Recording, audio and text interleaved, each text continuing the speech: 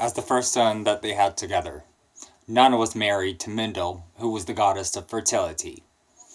According to some of the tales, they had the sun god, Utushamash, and the goddess of love and sexuality, Inanna, or Ishtar, together. More of their children who cleared the queen of the dead, Herishkegel, and the god of storms, Ishkar.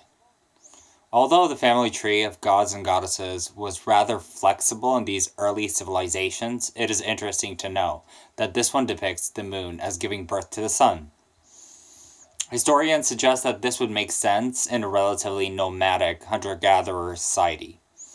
The sun only became much more important once agriculture became more important. As nomads, they could tell the time of year more easily by the position of the moon, and may have traveled by night more frequently while on a hunt. In this way, it's easy to see how the rise of religion followed the rise of civilization itself, instead of the other way around. In many artistic depictions, Nana is shown as the moon itself, lying down. Some of the images put him near the early Mesopotamian lion dragon and the mighty bull.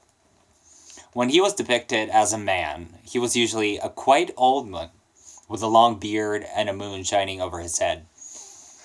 Sometimes he would sit astride a bull with a wing in his hand, and in early writings he was sometimes referred to as number 30, as that would be the number of days in a month. As understood by the people of that time, in Ur and the surrounding areas, Nana was worshipped quite extensively. And not only was he one of the oldest gods, he was also incredibly popular. Another temple was dedicated to him laid in Haran. This would take in fire and light, and sun, Nusku. Madagascar Mother, Father, Son were worshipped as a type of trinity, although most of attentives were entrenched in Mother and Son. And the ruler, named Nabonidus Lanes, was not still worshipped quite extensively. The mother of the king was a high priestess in Tehran, while his daughter was a high priestess in Ur. And this was not only the way to honor the sun, albeit civilization in a positive way. Really early on, leaders like Savanagada Khan, who ruled about 2300 BCE, did really similar things with his family members that were females. As mentioned above, the earlier mentions of that name appeared around 3500 BCE. Texted throughout the years called him the Illuminator, as he was specifically associated with the moon, that formed the only type of light that they had at nighttime. And that was also associated with being wise. Many ancestors worshipped and honored the king lion himself, who was associated with the kingdom of the main god fairy, judge ruler, Naram Sin, who willed from approximately 2560 to 2540 BCE, and is generally thought of as one of the most powerful kings in the new Akkadian civilization. During his time, Nana was given multiple names that meant everything from embellisher to he who shines forth to the fruit of the loom. In later years, when Babylonians adopted him for their purposes, he was considered the son of the gate god Mit and Stililu. Stories of Nana from long ago were records of Nana beginning very early on in her civilization, making sense that he showed up and did a few well-known stories. In a dance and a song, of course. The Epic of Gilgamesh identifies Nana and her parentage over Ishtar and Shamash. She is praised by Gilgamesh herself, and is work an inspiration and changes that come to the hero. She's mentioned as the guardian of the future and the keeper of time who could look either way to clearly see destiny and change it. Another great legend in which Nana appears is the journey of the Nana to Nippur. This story has loaded a boat in the tents at Wu, temple purge, would get great gifts to the father and the lotus to the plants. Especially large trees, palm trees, rivers, ported to the Nile, to honor the lesser gods that are patrons and protectors of those places. Finally, he comes to Enlil's temple in Nippur, and they eat a great feast, and Nana asks for kukya, and this includes a large quantity of sweet water in the wheat, and abundant crops for the people, plenty of honey and wine. Tulun and an essential Botse enjoys all of it. Lila, she forfeit and goes back to in great appreciation.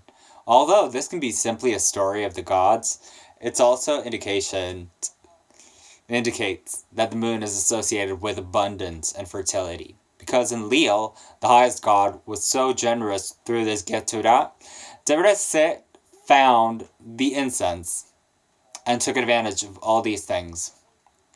The Herds of Nana was another poem in which he was given another monarch as the leader of the land and the creatures who lived on it. The people all believed that human beings came from Enki, but Nana, sometimes she was just unhappy with the responsibilities of the beginnings of life as well. And instead of directly creating creatures, she was closely associating herself with the gifts that allowed bricks and stone to build thrived temples. So this poem starts Javdi with Nana and her primary job sailing the crescent-shaped boat through the night sky and illuminating everything. She spent some time afterwards talking to Enlil and counting her herds and writing down their numbers by the goddess of writing, Nisaba. The poem goes on to praise Nana for her generous gifts of herds and animals and agriculture and curly hair. This is specifically focused on alcoholic drinks. The Mesopotamians of the time, they saw Gagavati and beer specifically. This poem also pushes Nana into the role. The descent of Inanna stories, also mentioning Nana. And when Inanna has trouble coming back from the underworld journey, they ask Nana Maori for help. Another mention of this popular god is in the Curse of Like God. And this one, Nana acted as an appeaser or mitigator to try to soften his father's anger with people. Nana and Mindal together. Early in the Mesopotamian theology, Inanna's eldest sister, Ereshkigal, became the ruler of the underworld. There was not a judgmental role. Instead, she simply kept all the dead souls down there, where they could not cause any trouble. The religious belief with the people that they did not have any concept of afterlife and rewards or punishments. They just descended to the underworld, where everything was generally miserable. A surprising turn came about in the third dynasty of when Nana transcended her role as the god of the mood and wisdom, and also became the god of afterlife judgment. People know that the rusty bandits, and they died. Now they're friends and family members, and they can appeal to Nana to get a better position after they pass on. They also worship their home city and pay goddess, and the one specifically worshipped by the individual.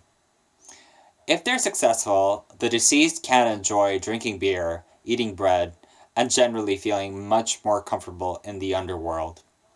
Nana takes on the role of a type of bridge between the living and the dead, handles both with wisdom, fairness, mitigates judgment, and intervenes for both the diseased and the living in many cases.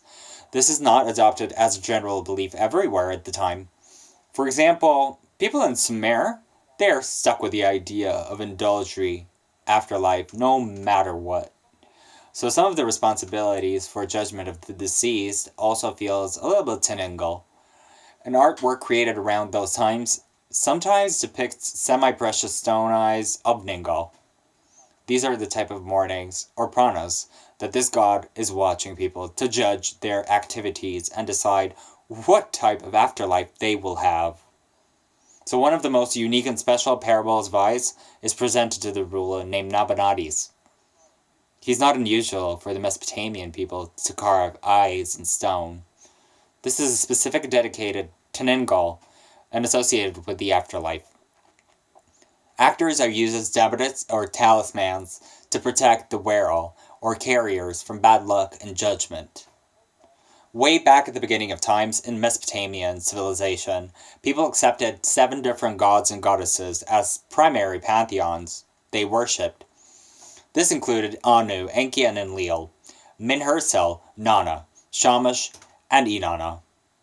Each had their own role in interacting with people from different ways, and were responsible for various aspects of everyday life, the afterlife, and godly duties, not specifically important in the physical world. Throughout the centuries, many of them changed identity or purpose.